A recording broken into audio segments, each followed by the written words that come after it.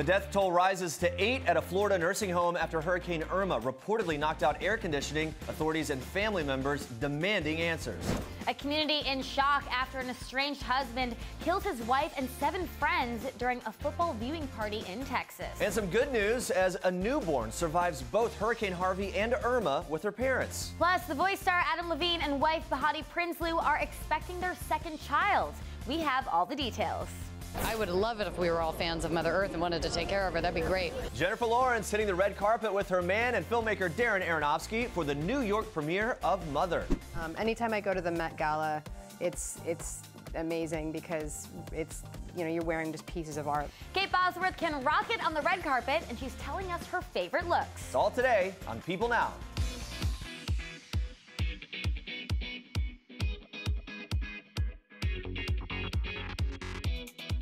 Yeah, I love Kate Bosworth there. We're going to have lots more to hear from her later on in the show. But first, guys, we start off today with some tragic news coming out of Texas. The estranged husband of a 27-year-old Plano, Texas woman has been named as the gunman who went on a deadly rampage and fatally shot his soon-to-be ex-wife and 7 of her friends Sunday night at a Dallas Cowboys viewing party that she hosted. The Plano Police Department identified 32-year-old Spencer Height as the gunman who took the lives of his estranged wife, Meredith Emily Height, and 7 of her friends in the worst mass shooting in the city's history. 2 other victims survived the shooting and were taken to the hospital, where 1 later died. Police report that. In addition to Lane, the deceased victims have been identified as Ryan Morgan, Tony Cross, Olivia Defner, Maya Bass, Caleb Edwards, James Dunlop, and Daryl Hawkins. Police report that all victims were located in the backyard or the inside of the home. No children were involved in the shooting, but they did not specify which victim died at the hospital. Shooter Spencer Height was shot and killed by an officer who responded immediately to several reports of multiple gunshots at that residence. Meredith and Spencer were married in 2011, but Meredith's mother, Debbie Lane, told NBC5 in Dallas-Fort Worth the couple's relationship began to deteriorate a couple years ago. Lane filed for divorce from Height in July, and Lane says that she was looking forward to her new life, which she wanted to celebrate with a cookout and football watching party so she and her friends could watch her favorite team, the Atlanta Falcons, in the afternoon, and then the Dallas Cowboys later that night. Lane goes on to say it was officially out with the old and in with the new. It was her reclaiming her life, and she was thrilled to be doing that. It was the happiest she'd been in years. She goes on to talk about Emily's estranged husband, saying, I think he saw our comfort, ease, and happiness and her embracing new life and resented it to the maximum and responded the way he did. He was not moving on, and she was. Of course, our thoughts and prayers go out to the families and friends of the victims. Such a tragic story there. Now we move on to this. This morning, I received a phone call, believe it or not, from a Sun Sentinel reporter that had asked me to give a biography of my mother. And not knowing what had transpired, I just kept asking her, what are you calling regarding? She said, well, your mother has passed away. And I said, how did you get my name and number? And I'm not quite clear on how this happened, because we were without any communication in our home because of the hurricane, so there was no way to hear this information as it was being broadcast. And she said the woman at the nursing home had given my name and number to her. That is Jeffrey Nova telling CNN the heartbreaking way he learned about his mother, Gail's, death. His mother was one of 8 residents of the rehabilitation center at Hollywood Hills in Florida who died when an air conditioning issue forced the evacuation of the nursing home on Wednesday morning. According to the nursing home staff, they scrambled to keep residents hydrated and cool after a tree fell onto a transformer that powered the facility's air conditioning system. Broward County Mayor Barbara Sharif revealing during a news conference that the building's power had not been working for days. After 8 confirmed deaths, authorities, family members, and even Florida Governor Rick Scott are questioning how staff could let the conditions at the facility remain so poor for so long without calling in emergency aid. On Wednesday, the governor issued a statement saying, quote, I am going to aggressively demand answers on how this tragic event took place. If they find that anyone wasn't acting in the best interests of their patients, we will hold them accountable to the fullest extent of the law. Meanwhile, Nova went on to say that he had been trying to call the nursing home for days, but couldn't get anyone to answer the phone. But he said that it didn't strike him as unusual because communicating with the home and their staff in the past had been like, quote, pulling teeth. According to CNN, the nursing home has a history of safety violations and citations, including 2 for not following generator regulations in 2014 and 2016. The Hollywood Police Department, Florida's Agency for Healthcare Administration, and the Department of Children and Families have launched investigations into the incident. Stay on People.com for the late-breaking details on this story. Well, breaking news from Selena Gomez this morning. The singer revealing today in an Instagram post that the reason she quietly stepped back from her career over the summer is because she was recovering from a kidney transplant. Gomez posted 3 photos from surgery day this morning with a caption saying, quote, "I'm very aware some of my fans had noticed I was laying low for part of the summer and questioning why I wasn't promoting my new music, which I was extremely proud of. So I found out I needed to get a kidney transplant due to my lupus and was recovering. It was what I needed to do for my overall health." Well, the singer also shared in the post that the donor was her longtime pal, Francia Raisa, an actress best known for her role in the TV show The Secret Life of the American Teenager. Gomez shared a sweet photo of the friends holding hands from their hospital beds, as well as photos of her stomach following the surgery, saying, quote, "There aren't words to describe how I can possibly thank my beautiful friend. She gave me the ultimate gift. I'm incredibly blessed. I love you so much, sis." Gomez first revealed her lupus diagnosis in an October 2015 interview with Billboard, and that she was undergoing chemotherapy for the autoimmune disease. In August 2016, Gomez took a career break after suffering from anxiety, panic attacks, and depression stemming from that lupus diagnosis. And in a statement exclusive to People at the time, Gomez said, quote, "Thank you to all my fans for your support. You know how special you are to me. I know I am not alone by sharing this, and I hope others will be encouraged to address their own issues." And we wish her the best as she continues to recover. Switching gears now to some good news from the Hurricanes. Though little Gabriella Cohn is less than a month old, she has already proven that she's one tough cookie, surviving not just 1 but 2 hurricanes in her short life. Gabriella was born in Houston on August 20th, just a week before Hurricane Harvey pummeled Texas. The baby's parents, Bruce and Jessica, were in Houston to be near their OBGYN when the baby was born. They took shelter in their apartment with their newborn as the hurricane flooded large parts of the city. They were happy to stay put until they heard about chemical plants in the area exploding due to the storm and spewing toxic fumes into the air. The family has another home in Miami because Bruce has commuted between the 2 cities over the last 2 decades for work. So as soon as Harvey moved enough to allow for a straight shot east on the interstate, the new parents hightailed it out of Houston to get to safety, driving over 20 hours to Miami. Happy to report that baby Gabriella slept for much of that ride, but it was during the last leg of the trip that they heard Hurricane Irma was headed their way. Now, because Bruce has lived in the Miami area for more than 20 years, the approaching Category 4 storm didn't really worry him too much, but persistent friends eventually influenced the couple to take Gabriella and evacuate that city too. After another few hours of driving, the family eventually found a hotel in a small town in Alabama. And since they had already made it that far, they soon decided to head back to Texas, where mom, dad, and baby are all safe and sound. All in all, we would say Gabriella has had a pretty eventful start to her life. Her parents definitely will have quite the story to tell her when she's a little older. I'm glad they're doing well. Guys, it's baby number 2 for Behati Prinsloo and Adam Levine. Levine's model wife announcing the happy news on Instagram Wednesday afternoon, showing off her growing baby bump in a bikini. The couple, who are already parents to daughter Dusty Rose, cannot wait to become a family of 4. A source telling People, Adam and Behati are so happy to be adding another baby to their family. They're amazing parents, and their loved ones are thrilled for them. Just last month, Behati opened up to People about the most surprising aspect of motherhood, saying, "I think the fact that you could love a person more than you ever thought. I love Adam, and when you get married and you fall in love with someone, you think that there's no greater love than that love, and then you have a baby, and it's just next level." Such great news. A big congrats, of course, to Adam and Behati. Very good-looking family right there. Yeah, no doubt, for sure. Couple goals, family goals, whole thing. Yes, well, I have more in Star Treks. We are kicking off Star Treks with one of our favorites, Jennifer Lawrence. Take a look. It's a compelling narrative, but it's also about it's also about the beginning and decimation of the universe. That's Jennifer Lawrence being, well, very Jennifer Lawrence, as she tries to explain what her new movie Mother is all about. The megastar was looking incredible at the New York premiere of the film, showing off her custom-made Christian Dior couture dress. But the best accessory was her date, director Darren Aronofsky. The two finally posed together and looked like they were all smiles after months of awkwardly trying to avoid standing next to each other on the red carpet.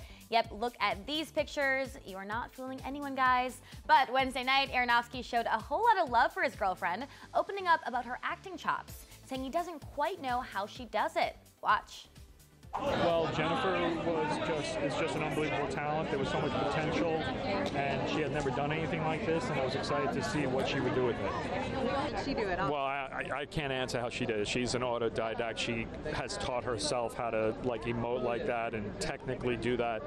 We don't know how she does it either. Now, of course, Jennifer Lawrence is no stranger to speaking her mind. So when asked about her new movie, she snuck in a subtle hint about caring for, quote, Mother Earth. Here's what she said. I think it's like speaking more to just the insatiable need we all have, just as humans, just whatever it is. It's just this entitlement and this hunger that is never ends, and it comes at the expense of Mother Earth, not really for Mother Earth. I would love it if we were all fans of Mother Earth and wanted to take care of her. That'd be great. That'd mean the movie it made its point. Love it. And Mother hits theaters September 15th, so go check it out. All right, from movie star to TV starlet, Yara Shahidi is gearing up for this weekend's Emmy Awards after her hit show Blackish scored the nomination for Outstanding Comedy Series. But Sunday night, people won't just be watching for the top prize, they'll be waiting to see what the breakout star will be wearing. In an interview with People Now, Shahidi talks her ever-changing personal style and why dressing for the red carpet is so much fun. Watch.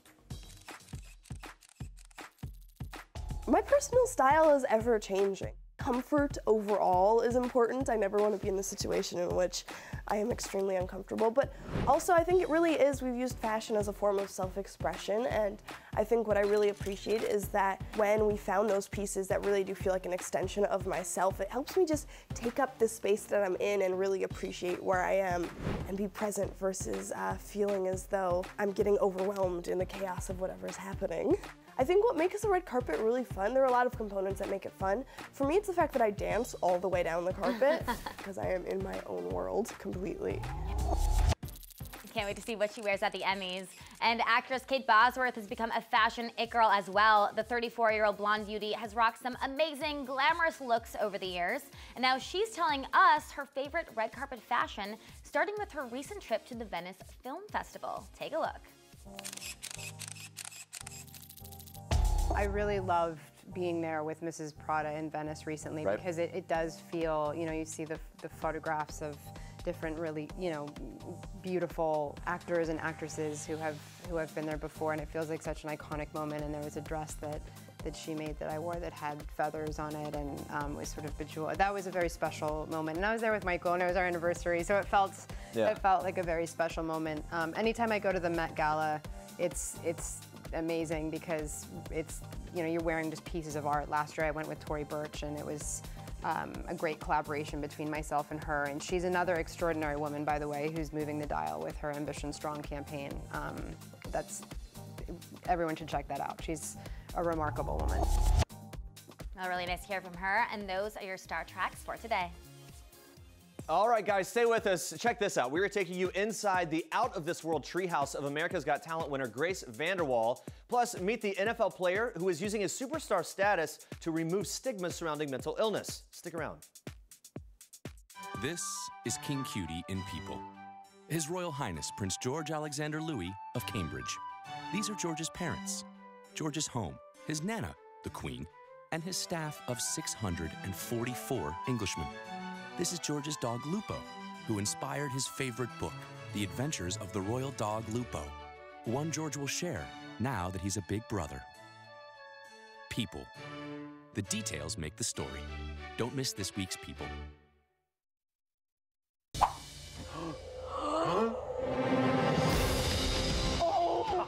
Oh my God. Don't leave me hanging. Oh my God. It was like every little bit of it was really Grace's style, and it was very relaxed and comfortable, and we can see her just having so many years of fun in there. Amazing. This is very boho. I love it. I asked her a boho kind of vibe, and it looked just how I wanted it to be. Oh my goodness, what's a guy got to do to get his own treehouse like Grace VanderWaal? That is an exclusive sneak peek of Friday night's episode of Treehouse Masters, where the 13-year-old America's Got Talent winner will finally receive not one, but two boho chic hangouts in the sky. With each structure having its own style, the relaxed clubhouse includes a loft and kitchenette, while across the way in another set of trees, a window-walled art studio sits waiting for the singer-songwriter to work her magic. A bouncy bridge conveniently connects the two treetop houses. Gotta say, Grace, I am really legitimately jealous of this, and I can't wait to tune in this Friday.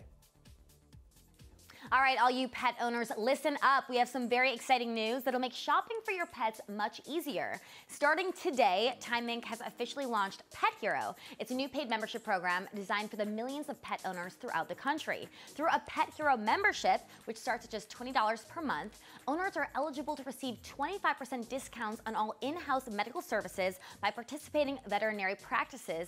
This is in addition to snagging seasonal toy and treat boxes, an interactive community, and much more. And we have a sneak peek at just some of these perfect benefits. Take a look.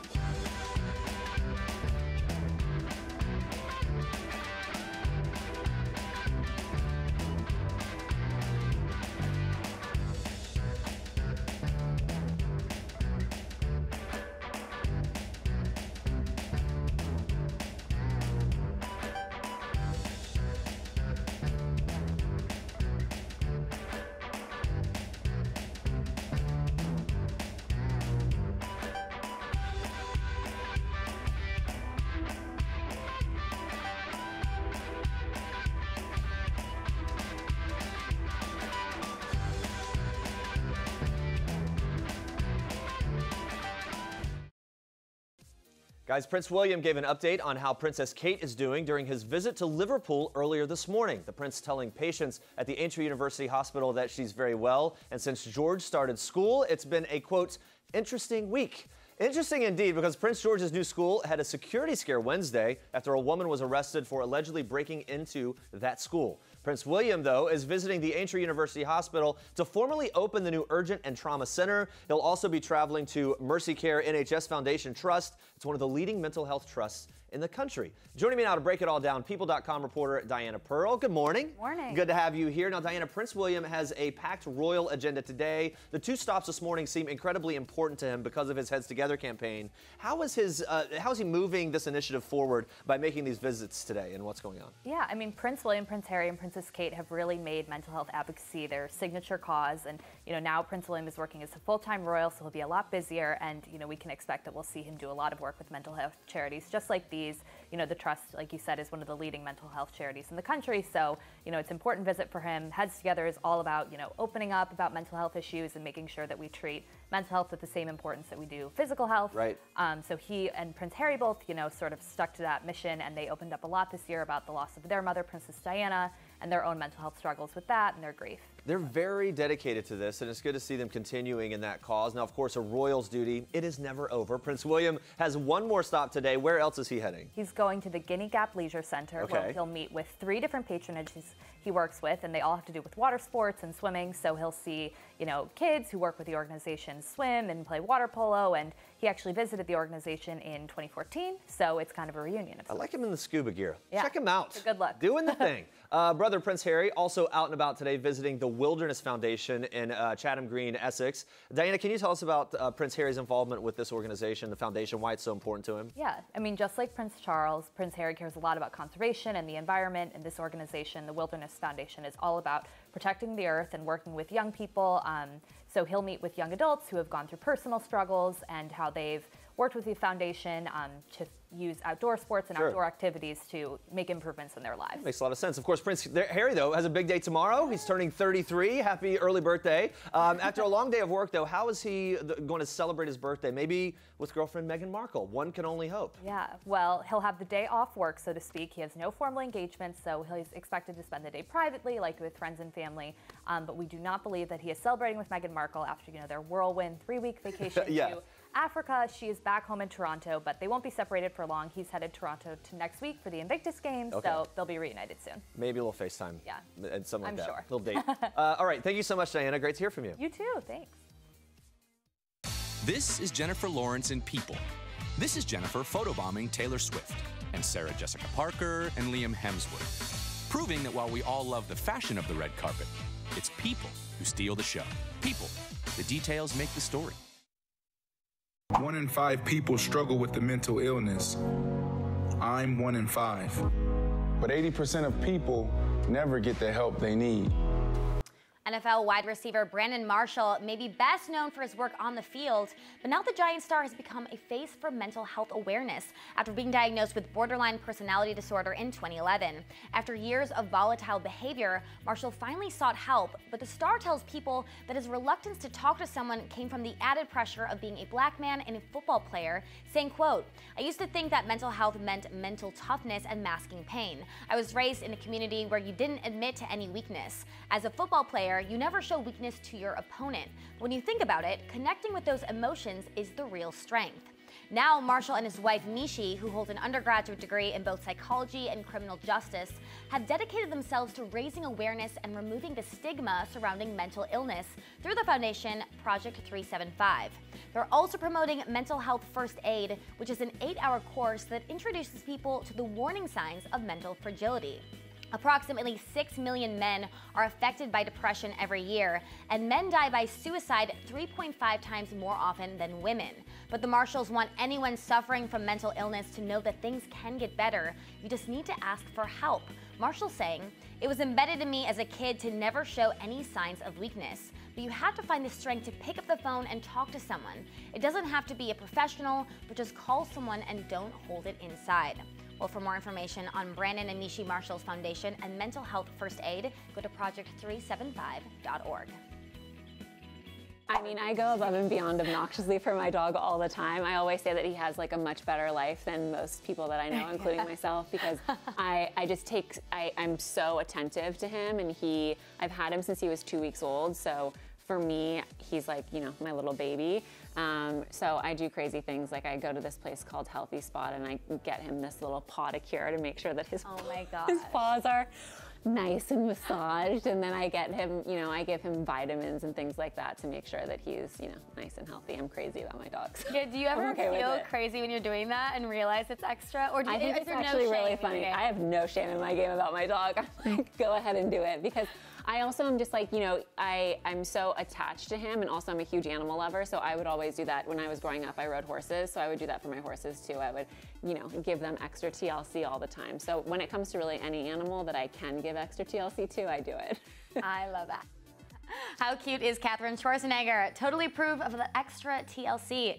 The dog lover just published her first children's book, Maverick and Me. The new book, based on Katherine's real-life experiences with rescue pets, is our Toyota People Pick of the day. So when the 27-year-old author stopped by People Now, she opened up about why pet adoption is such an important cause. Plus, is Dad Arnold an animal lover like his daughter? Check it out.